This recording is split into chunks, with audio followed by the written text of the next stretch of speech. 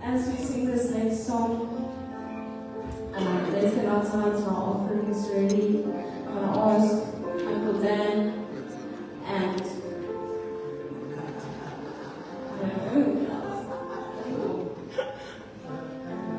Papa, Daddy, please help. I'm just going to say a prayer over the times and offerings. Lord, you are good.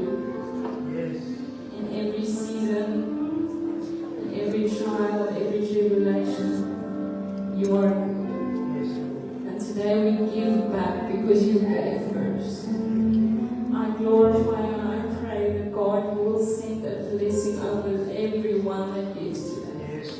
In the mighty name of Jesus. Amen.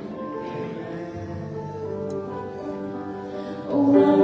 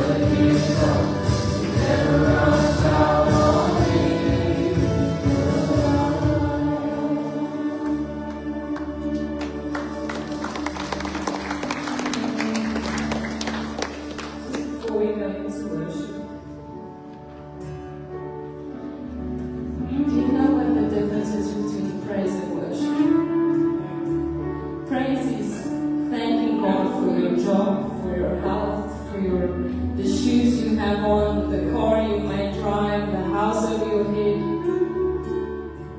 For worship, even though I don't have that health yet, I thank you, Lord.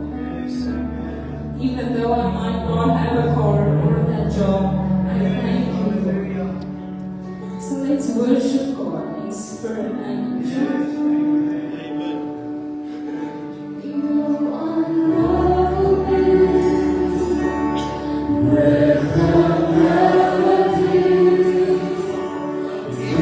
Surround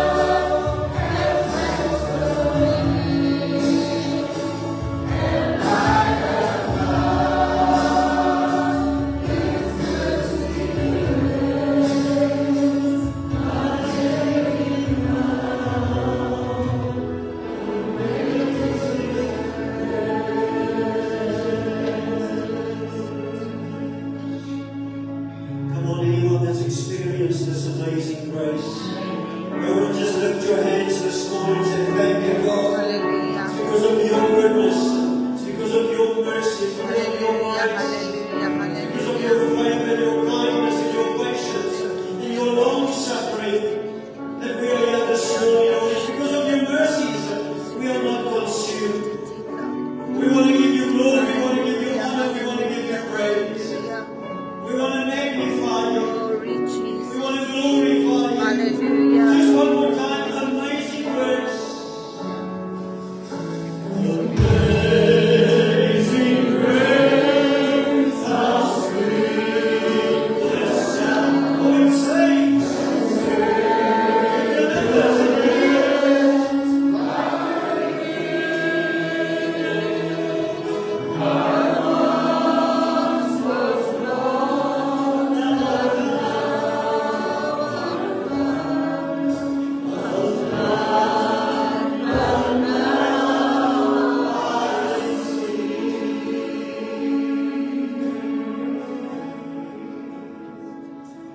Hallelujah to the Lamb of God. Can we give God a hand of praise as we pray for the saints so much, please? Lord bless you. Amen. Thanks for that solo. That was beautiful. Let's give Shanique a hand. Shanique did it well. Thank you so much. Amen. Praise the Lord. It's just wonderful that God has blessed the church with so much talent. And thank the Lord that God can just put people just to bring us into the Holy of Holies. Amen. I'm very excited this morning to introduce our guest speaker, all the way from Kriel. Waar is hy was nou gewees, George? Senekal, Parys, Sasol. And it looks like he's traveled the Vrystaat. Amen. Let's give God for George again. Amen.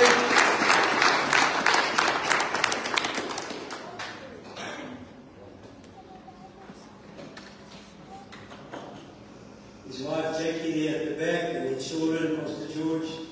Since you've come to this church, you've been a godsend. Amen. Thank God you've been a great blessing to us.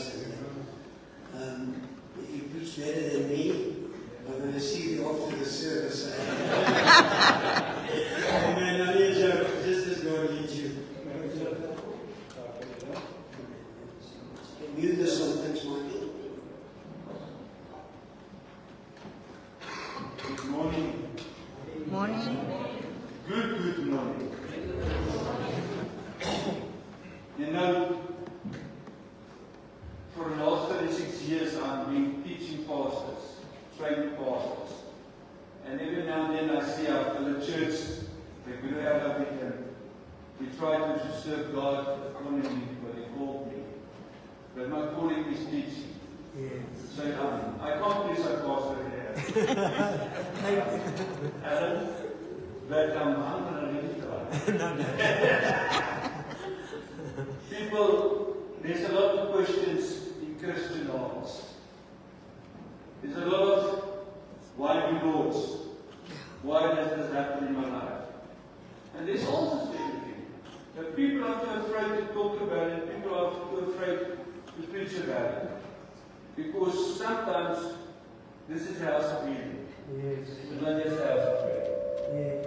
And I want to tell you today, we all say this is the house of the Lord. You agree? Amen. But we'd like to have it as our home. Yes. We'd like to call it my home. Home is people inside of us know the standing there with God. The standing in the heart of Christ Jesus. Yes. My question today are you an orphan or are you a son of God? Yes. Are you an orphan or are you a son of God? Orphans cannot stay in the house. Yes. You know why? But about 20 kids came to our house, looking after them, putting them in music. They were orphans. Only 12 of them is now little children. Because they made this choice. Change their thinking and all patterns with God. Yes. You see, I've got a little chair here. If I get this in on, I'm going to sit and preach for you. But I want to talk about something that's very close to my heart. And I would like you to listen to it carefully and try to identify. Yes, And Jesus. if you identify, say, Lord, give me the answer. There's only one answer, and that answer is the cross. Yes. There's only one blood, and the blood of Jesus Christ. Amen. There's nothing else.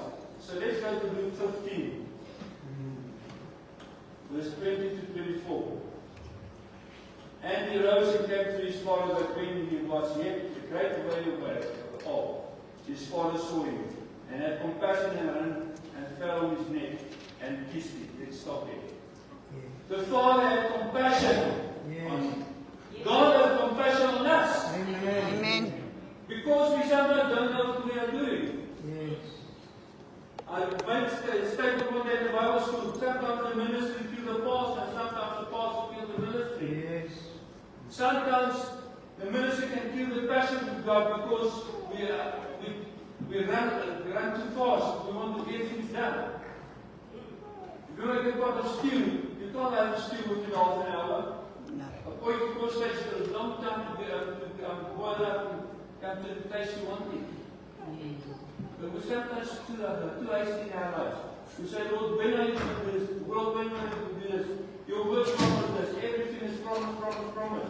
So the Father said, no, I've got compassion on you. I'll Yes. make you. Hallelujah. You did not seek God, but God seek you. Amen. God came to you. He didn't ask you to save him yourself. He came and said, I give you salvation. Yes. He has accepted. Amen. Because he has compassion on us. He wants us to be part of his household. Yes, thank you, Lord. Let's go to the next verse. And his son said to him, Father, I have sinned against Daniel and against in your sight. And I'm no longer worthy to be called your son. You know how many people sit in this church? I'm going to talk about this here today. Yes. Deep inside of your heart, you feel you're not worthy. I'm still doing this, or I'm still smoking, or still making drink whiskey at night for a blood circulation to run, or whatever you want to call it. But you keep yourself busy. I am not worthy. Can you make yourself worthy? No, you can't. Can you make yourself holy? No, you can't. Jesus done it for you on the cross. And the father that saw the prodigal son coming to him knew his son's this distanciating from the kingdom of his father, because he already had what it was supposed to be his, and he squandered it. Now we also do the same thing. Sometimes we come to a point where we've got everything. Yeah. Then we get to a fall. Something happens, your child runs, you get to a fall. Your business falls, you go to a fall. Your wife complains about the hours of work, you fall. A lot of things make us fall. And what happens then? We say, you're not worthy. Who told you you're not worthy? The devil, that's all. Because we open our ear to another voice. You know when God talked to Adam, he said, Adam, what did you do? And Adam tried to blame Eve, tried to blame the snake. But at the end of the day, God said, you have opened your ear to another voice. Yes. That's the difference between a son and an orphan. To what are you going to open up your ears to listen and to hear? Yes, Jesus. Luke 15:22, that when the father said to his servants, bring forth the best robe and put it on him, and put the ring on his hand and shoes on his feet. God does not care what sin you have done. God does not care where you've been in the past. He cares about the moment now. Yes. Hallelujah. He doesn't even think about you for tomorrow and what you're going to do tomorrow. He's thinking of the moment now, because the moment now may be your last moment. Yes.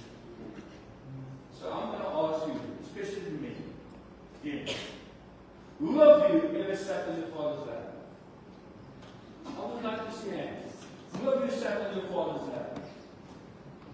Half of the church, maybe didn't sit in his father's lap. Do you see what I'm saying? Now, next question. Who of you ever had your father say that I love you, my son? No. Do you know what I'm trying to tell you? We grew up as orphans. Although we had a household with a father and mother, we grew up as orphans. We never heard the story that we read here. In our generation, while they were on the water? Me. You can go to my oldest son town today. He is still open in certain senses. Because his dad was not there when he was supposed to be there. One of my other sons is in America. He sees his child once a year. He goes to visit. That child is growing up as an orphan. No father's love. Then they come to the church, they want to have a relationship with God the Father, but they don't know how, because they will never demonstrate their love. My question is, why don't we feel accepted? We don't feel accepted because of a few things. So I'm going to tell you today, give you a few notes. So this is not a sermon, this is not a preach, this is actually a training seminar. Yes, amen. Well, I'm going to bring you 4 things that you can say, take home and say, Lord, let me stand in front of the mirror of life and reevaluate my life.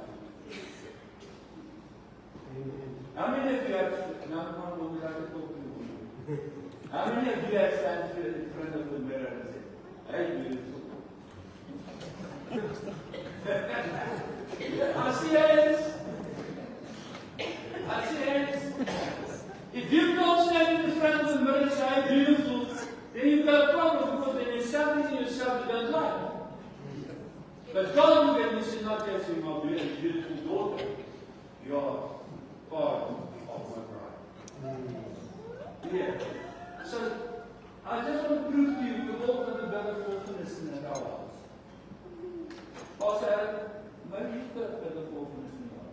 Although you grew up in your dad's dad, although he was a mentor in your life, sometimes life is happening. Yes, amen. Yes. And when life happens, you can quickly become like an orphan. Picture of God, as God sees us, the spirit of the orphan always sees God as a master. The one that sits with the shambak, waiting to give you hiding, always fighting with you. That's an orphan. Orphans see God as a master.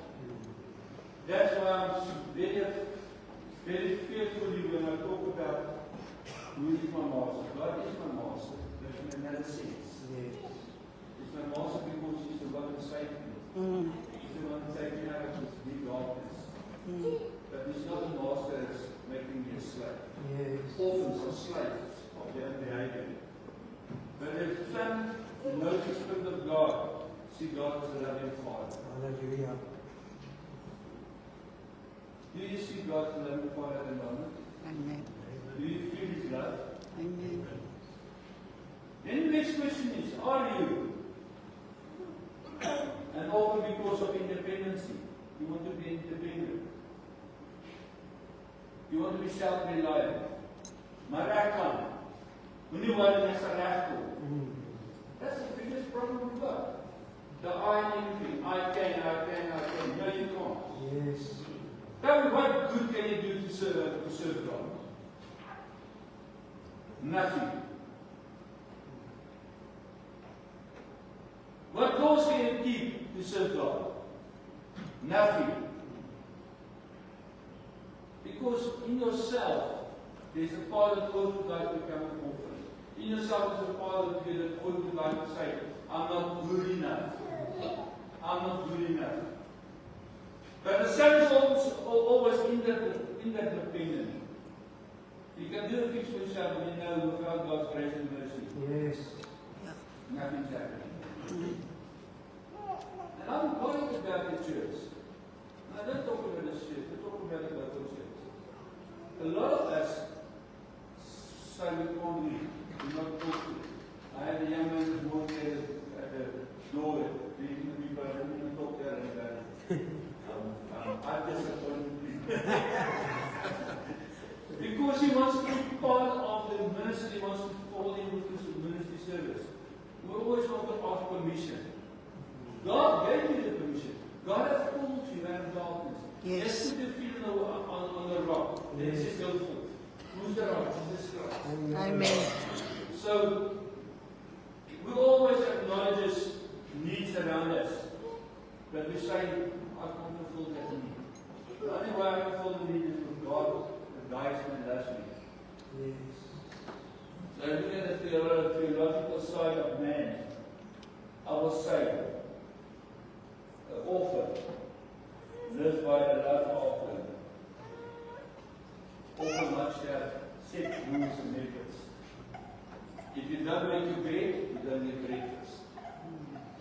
don't get homework, you don't get to eat tonight around the table when you eat, you're going to get in the morning. That's laws.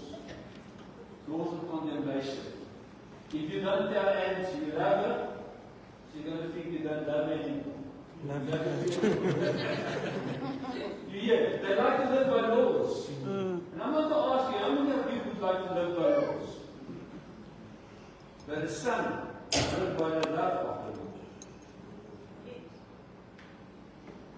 God's law is not a law of condemnation, His law is a law of love. Amen. He wants you to feel free. He wants you to know you're free. He wants you to walk in freedom. Amen. He doesn't even want you to sit down and say, why we Lord, what have I ever done? But that problem is with your security. Often at the lack of peace. So you don't have security. And we have peace in Jesus Christ. Amen. Well, I hope we all have peace in Jesus Christ. I always try to be, we use a term that's not so great to use from pulpit. I always try to be the devil's advocate. I always would like to let you see the other side. This rain was good rain we had this weekend. What we say was good rain?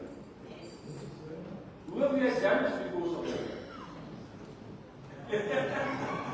You hear?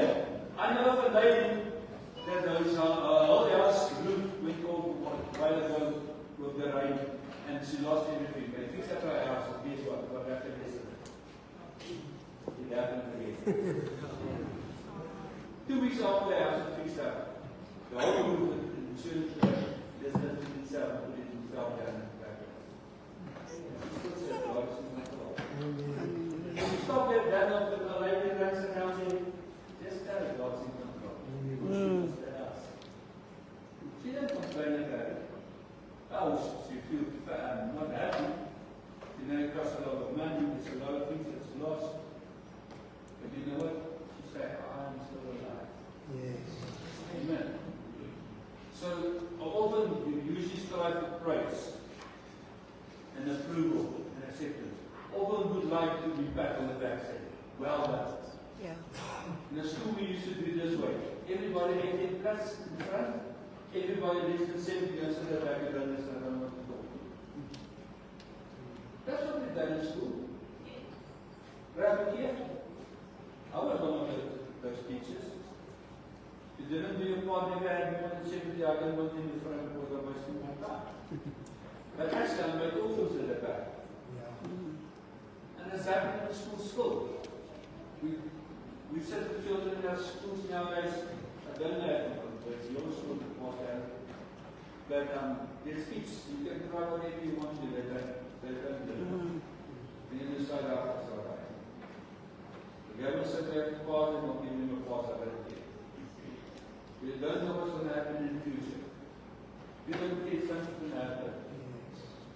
But the Son is totally accepted in God. He don't care where you come from. Guess what He made you? Amen. Before you were born, He knew you.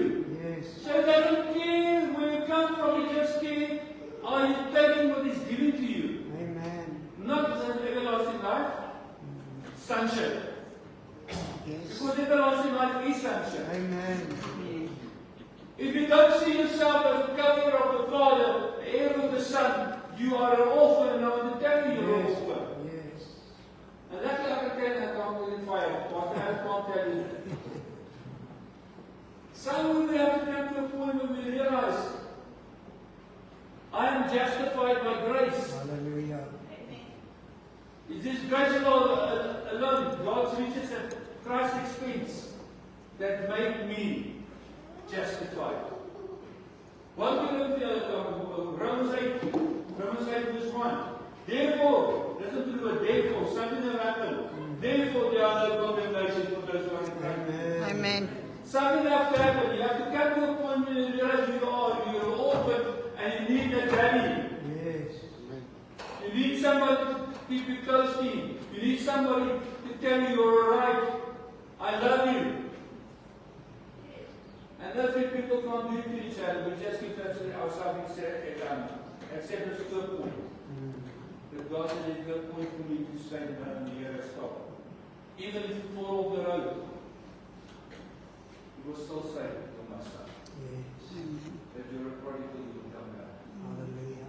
I really believe God will give everybody a chance to come back. I really believe that God said, although you choose your own ways, at the end of the day, the way you have, the way you serve me, will come back to your mind. You say, I want to go back to where I belong. Yes. I want to go back to my father's place. But please don't come back as a slave. Don't come back as a servant in your father's home. Come back as a son. Because that's what he wants. He wants to put a garment on your Yes, head. He wants to put a ring in your finger. He wants to put shoes in your feet. He wants to slaughter a calf for you. He wants to have a party.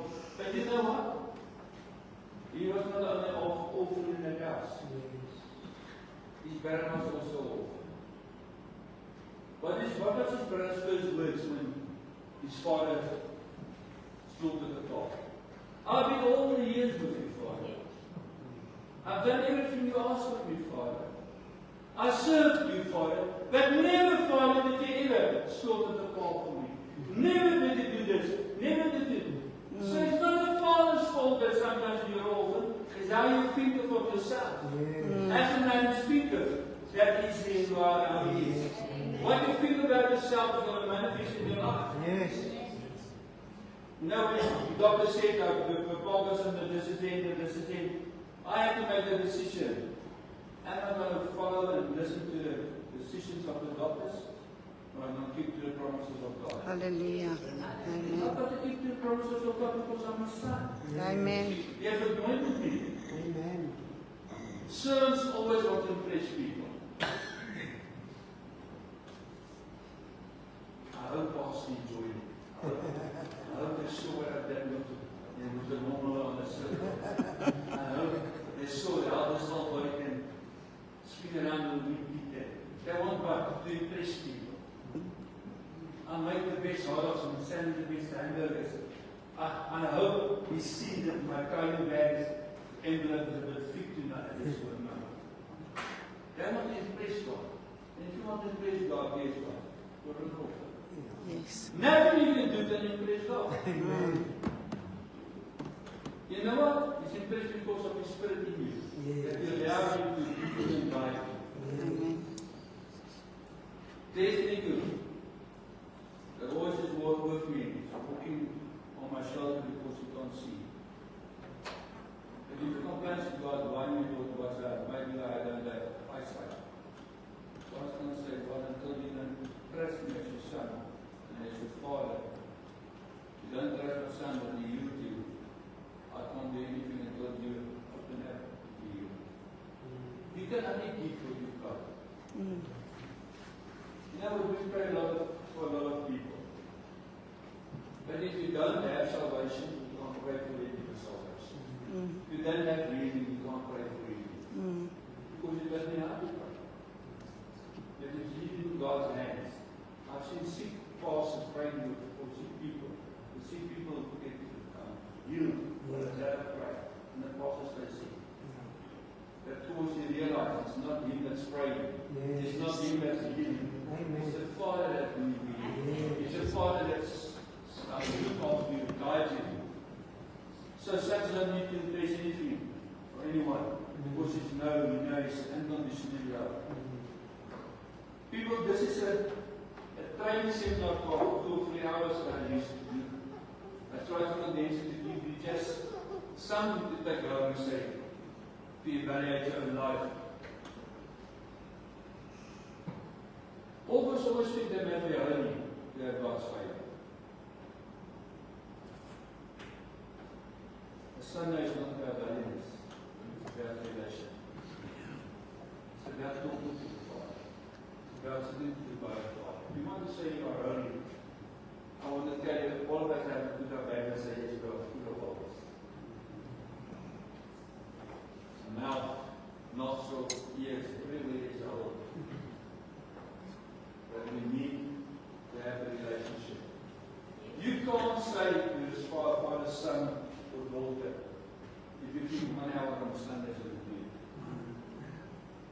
How long did you hand before you got married? What's that?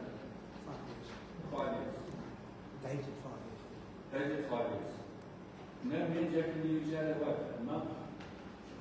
It was like, sure, that's crazy, eh? And We had much more we had to work out. but you know what was the difference, maybe? I knew what God had in my life and sorted me out. And I knew I can't change that. God doesn't want to change your son. He wants to fulfill whatever is short in your life. He wants to bring you to a point where you can serve His kingdom the best of your ways because of Him. Yes, amen. So it's all about your self-image. How do you look at yourself? Orphans always feel rejected. Waarom was so my nie kans gekry om te sê ek preek maar I can serve and I can preach. You can preach a whole day of course that's a bad dog and that's a bad news. There's a lot of people. I've been in a church where there were 20 pastors. And guess what? Only the same pastor and the scope pastor was allowed to preach in the church. And you know what happened, people? They all became orphans. Because I always say, why can't I have the chance? But they all had different jobs in the church. And after a while we realized those jobs they have to do is not being done accordingly. They didn't fulfill the full core of their jobs. You can't do one thing right and not do another thing. You know, there's a purpose-driven life, purpose-given life.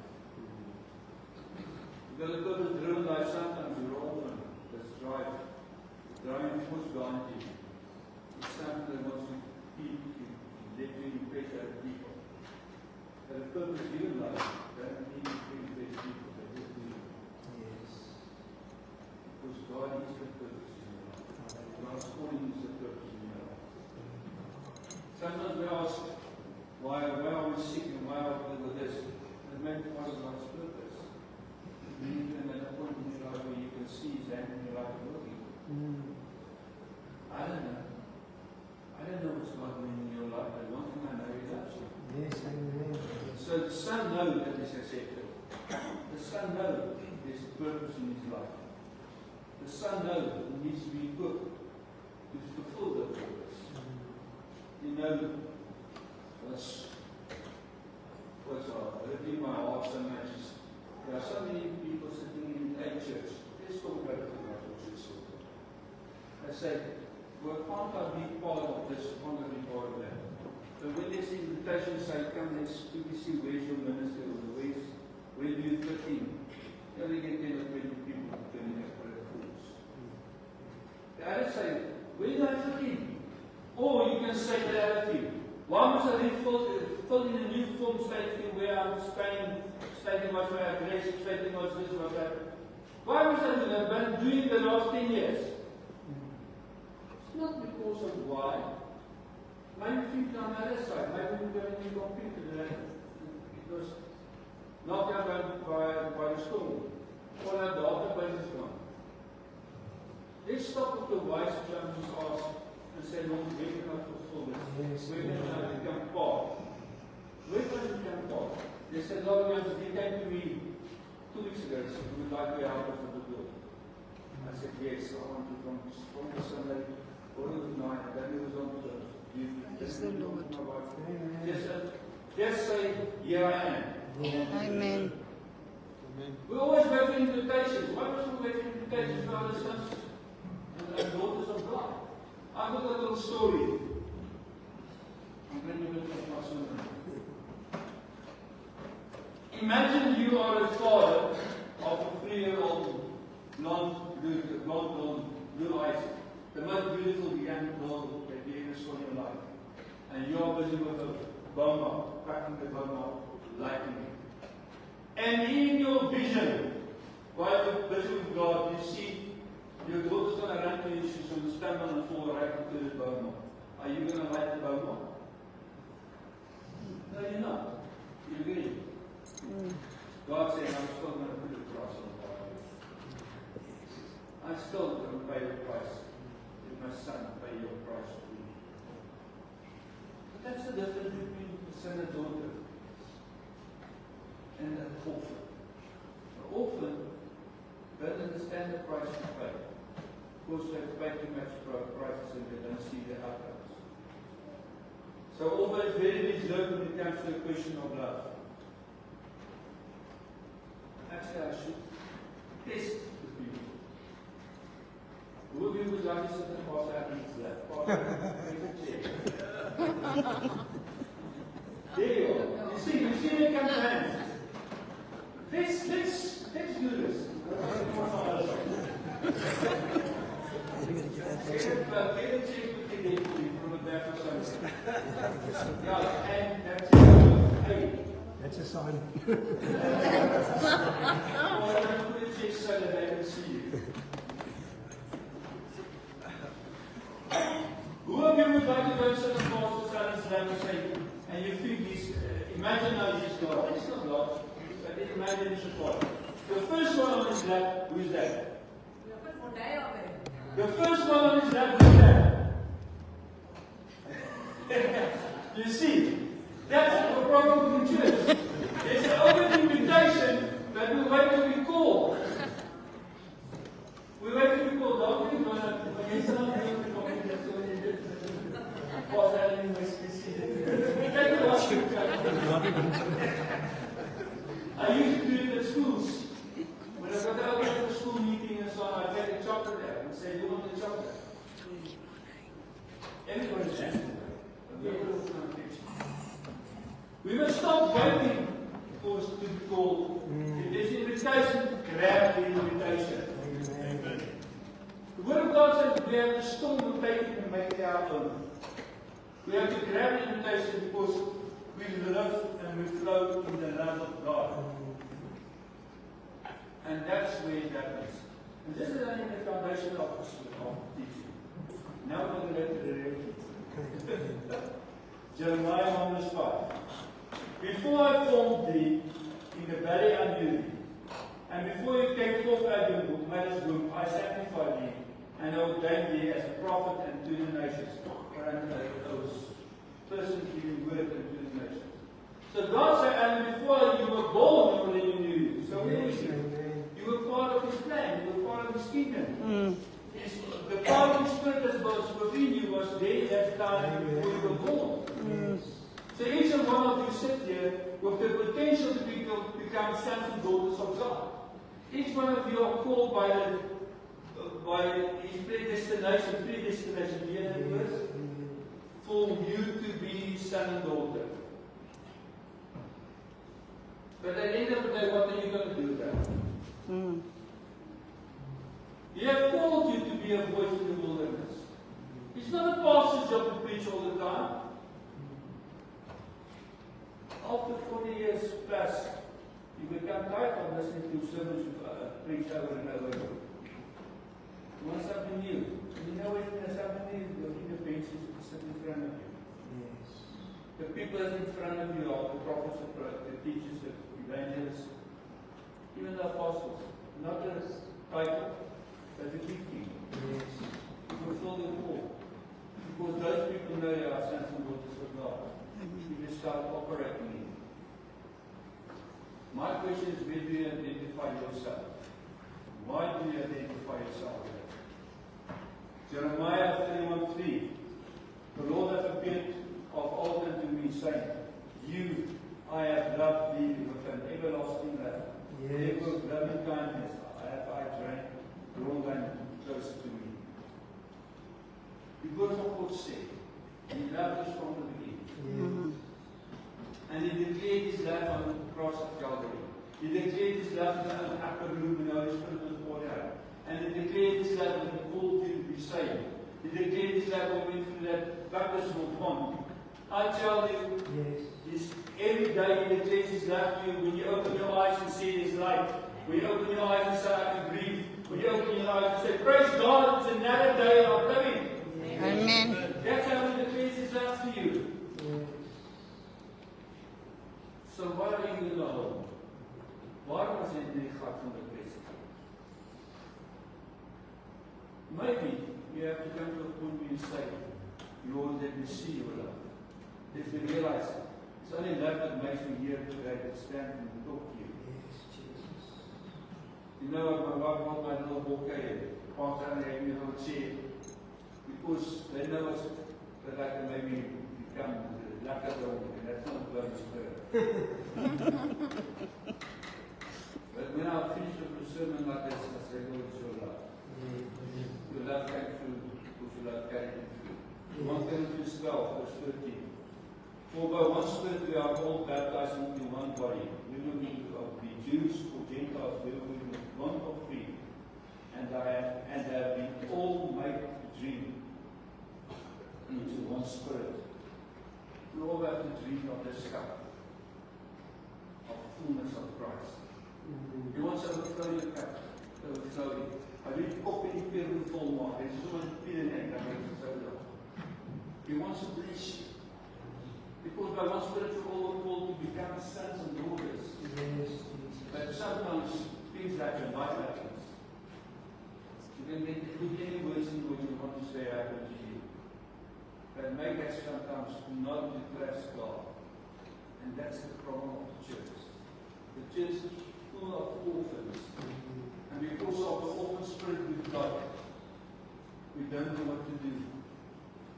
And we sit there and complain every now and then, and we keep coming out to pray. But actually, everything we live on a platform say, just take it. Just take it. So I want to make an altar call, not for you to give your heart to the Lord. For you to stand up there in the bench, is not coming to the front. Because the altar of God is right in with you. And say, Lord, I know I sometimes cut myself short. I want to say sorry that I don't believe every day that I'm a child of God. Yes, Jesus. I want to repent and say, Lord, I know I'm your child. Yes. I know I'm loved. I know you set me free. Yes. I know the sickness will pass away. I know it will come through for me. Yes. I know, Lord, that you are in control. Amen. So let's just close our eyes. And Hallelujah. if you don't walk out, stand and say, Lord, here I am. Yes. I'm sorry that I sometimes was not obedient to your call. Hallelujah. Gracious Father, I just pray, Lord, there are people standing and say, Lord, Yes. I cut myself short. I don't really believe what I say I believe. Jesus. Sometimes I just want to let it through. But today, Lord, we all come and say, Lord, thank you that we know it is true. That you love us. Amen. And we know you love us. Yes. And we are not orphans, Lord, but we are sons and daughters of the kingdom of God. Amen. And we've got a purpose on this land, Lord. We've got a purpose in this country, Lord. We've got a purpose in the world, Lord. And Lord, help us, teach us and guide us. Amen. We have that purpose in Jesus' name. Hallelujah. And Lord, I pray that you will bless everyone in this congregation today, Lord. You lead them and guide them. And that you love them. In Jesus' name. Amen. Amen. Also, Thank you, Jesus. so before you take over, is there anyone that's still feeling like an orphan? I can help you with box of papers.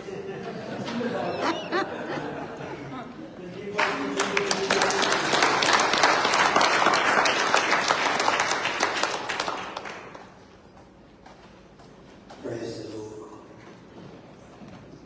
This is a teaching that I really believe every new believer has to hear. We go through seasons in our lives where it's almost performance-based, and when you don't perform, then you don't feel like a son. When you're not at the peak of your Christian life, you know, even as a pastor, let me just, kom ons haal die bombakkies af. There's a good word for, what is it in English? Masks. Sometimes I get behind this pulpit and I know I've fasted and I've prayed and sought the face of God, and you come and you preach and you feel almost like if you earn now, God's got to move today, I've done my part. And then it's just this line and drama. And then there's times you've had such a tired week and you just give the Lord, I need your help. And you come preach and God turns the place upside down. And then the devil says, you see, you never have to pray and fast in your voices. You can just leave it. You can just leave it. The devil is a liar. so performance driven that we forget who we are. It's unique. You asked, is there anyone that's got a song to sing? And I said to you, put this song on. And you already said, wow, I've already chosen that song. And we didn't talk about this at all. And the song is, I'm no longer a slave to fear. Hallelujah. Is God not trying to tell the church? Amen. Moet nou kom staan gou vir my hier asseblief. Jy hou my skoot sit, maar ek gaan nie weer. There's just a little picture I want to share with you in my this message. I won't add to it, but the Lord just had something on my heart as believers. Let's just say, I'm God. I'm God. And He's a child of God. But in a weak, draining, burned out moment of his life, he opens the door for the devil. And he does something really, really bad. It actually gives opportunity for a demon to start controlling him. What am I going to do as God? I want you to get this. Because the devil will tell you, God wants to boot you out of the church. But God will tell you, I want to boot the devil out of you. Amen. Amen.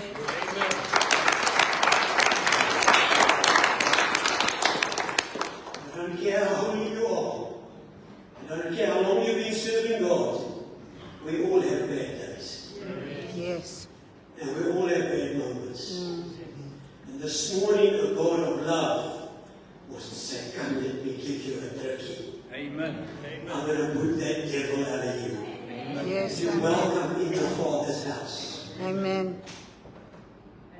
You're a child of God. Amen. I'm going to recognize unique in the team. This is now it for a moment. I feel strong in my spirit that the devil's been preaching to so many people about your performance. Doors opened. And I know there's things like deliverance. You know what Jesus said to the disciples? Go and cast out demons. He didn't say go and cast out people.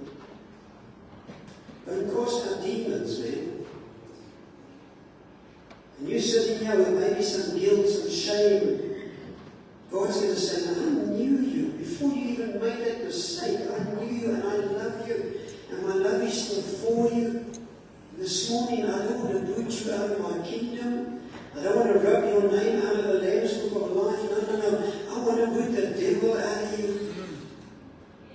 Because I've adopted you for keeps. I've signed the papers, you are mine. That's now when we get to the place as a son, when I realize who I am, Lord, I don't want to do those wrong things. I don't want to do those wrong things. Maybe there's someone in this church that needs deliverance. Deliverance, that Lord, I'm really battling with something that's controlling me. I need deliverance. Come and see Pastor George afterwards. They've done a lot of deliverance ministry. It's not something we're going to do here in public. And no, this is where maybe just in a one-on-one counseling session say, man, I'm struggling with something. Struggling with something just does not mean you're not a child of God. It just means the devil's making you a target. He's really trying to get you down. But today, you walk out of this place knowing I am a child of God. Not because of what I do, but because of what He done, and I received the gift. Let Him unravel you this morning. And there's an invitation. There's an invitation. I've been to some of my colleagues in the past, and this man, I'm going through a very difficult season, and these tormenting thoughts are coming, and the enemy's really targeting. I need you to please pray with me. There's some battles we cannot fight on our own. Don't stand up and make as if I'm arrived. No. Sometimes I need your help. Sometimes I have to go to brothers and sisters, intercessors, and please pray for me. I'm going through a difficult time now. sometimes on the mountain I can pray for you. Life is sometimes hard. Whether I'm on the mountain or in the valley, up or down, I am a child of God. Amen. And that's who you are. May God this morning deliver everyone from an identity crisis. That you know you're a child of God. Come on, stand songs and sing. You unravel me. You unravel me with a melody. You surround me with a song of deliverance from my enemies. To all my fears. Remember this morning.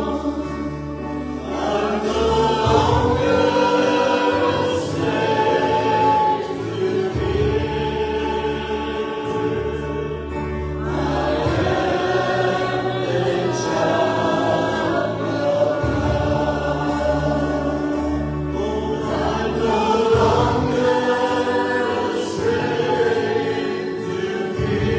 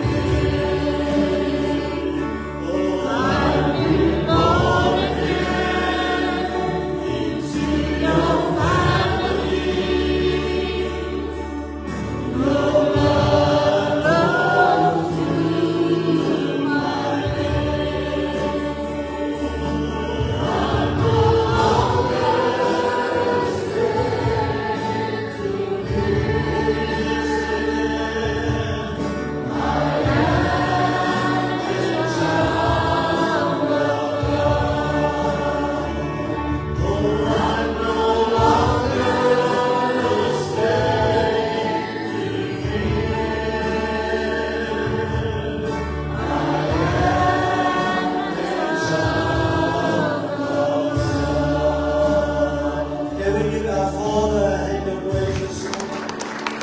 What a mighty God we serve. God, praise you and be seated. Thank you so much. Praise the Lord. I want you to see this as Pastor George sees us go. When I asked even Sister Jackie to stand at the door and read. Oh, it's so wonderful, since they woke me about 2 weeks ago, I've really been battling to sleep. And since you battle to sleep, you're not as sharp as you used to be. And just out of the blue, Tanya phoned, sent a message that Pastor Alan, the Lord's laid you in my heart. And that's what happens when you belong to a family. Yes. That when you are weak, God lays on somebody else's heart, bid for Hati, Yeah. bid for Johan. Yeah. I want to say to every single person in this church today, you are a VIP in the kingdom of God. Amen. Glory to God. You are a VIP. Amen. And you'll leave the 90 and 9 and go fetch the one and bring him back to the 90 and 9. Because you are a child of God. Amen. Praise the Lord. We're going to have fasting and prayer from Tuesday, Wednesday and Thursday. Dis die 1 April, Dinsdag. So we come into the church to pray on Tuesday night. Every first of the month, we're going to have fasting and prayer. We will come to the church and pray. Wednesday we'll fast as well. And have our prayer meeting on Wednesday. And then Thursday, just the fasting. So ons het bid hier Dinsdag aand 6:30 en Woensdag aand 6:30. And I know even as a child of God, the Bible says some things come only as fasting and prayer. Why do I fast? It's not so that I can be a better son. Amen. No. I fast it's to get rid of the old Ellen. Yes. Because there's always a bit of the old. So the more I fast doesn't mean I may get a son. It just means I'm emptying myself of the old me. The Bible says some things only come through fasting and prayer. And as a son, we can be close to our Father or far from our Father. That's why the Bible says, draw nigh to me and I will. So through fasting and prayer, we make an effort not to be more of a son, but to have a closer relationship with our Heavenly Father. So let's fast and pray. A very important month, April. We've got our communion next Sunday. And then also our Easter weekend in April. We're not going to be joining any other church. We're going to have our own Easter service at a Good Friday. I've seen in the past, few people can travel to Potchefstroom. So ons eie paasdiens hou goeie Vrydag in die kerk en dan ook die Sondagoggend. So let's prepare for that as well. And God will really, really bless with regards to that. And then also, no Monday Bible study just yet, at Easter holidays. Let's just go back there quickly. Can we go back there? We'll come. Fasting and prayer, please remember. Can I see who's going to fast for us on the 1st? Tuesday the 1st, God bless you. The 2nd, God bless you. The 3rd, God bless you. The 1st to the 3rd, don't worry, that's going to be with the Lord, amen. So let's remember that we're going to continue fasting and praying for our church, that God's going to really, really move in a mighty way. Prayer meeting on Wednesday again. Let's pray much for our church. God's house must be a house of prayer. There's still no youth here in the holidays. We'll start that off to school. Hierdie vakansie is maar net 'n week. It's just this week and then school starts again next week. Birthdays, Jaden on the 1st. I think you said he's not here, Nikki? Right, so let's pray for Jaden and God. He's turning 21? Yeah. Amen. I'm trying to get my young luister.